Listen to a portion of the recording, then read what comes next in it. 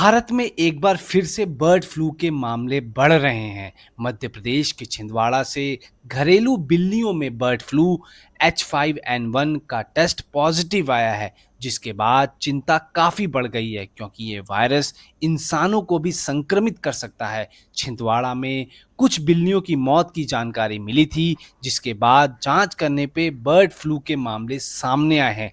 बिल्लियों की मौत के बाद जांच की गई तो उसमें बर्ड फ्लू के सैंपल पाए गए, जिसके बाद प्रशासन ने आसपास की चिकन और मटन की दुकानों के भी सैंपल लिए और उनके सैंपल में भी बर्ड फ्लू पॉजिटिव आया है।